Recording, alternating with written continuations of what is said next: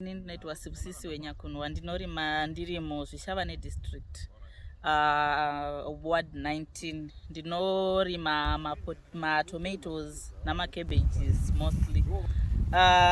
Ndakafarira kutanga kuva interest in farming. Ndakatanga ndiri vendor, of which muno muZvishavane mamune mafarmers mashoma. So from 2020 ndanichiita zvekurima ndisati ndava nepekurima pakakura.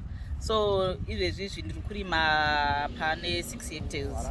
Ndina matomatoes ari under 3 hectares, macabbages 1 hectare. So ndakaona zvefarming zviri zvinhu zvinobhadhara pakuti tisamirira vana baba, tisanetsa vana baba. Vana mai vechidiki vazhinji vanogona kusafarira kutamba namadhaka, asi kurudziro yangu kuna namai ndinoti uyai tirime, uyai titambe nemadhaka, nekuti muvhu ndo mune mari, tiwane kuriritira mhuri.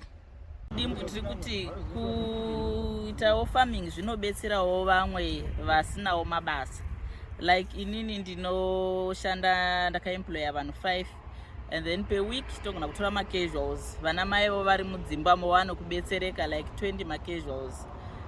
Per week tinogona kuharvesta 100 crates, from 100 crates.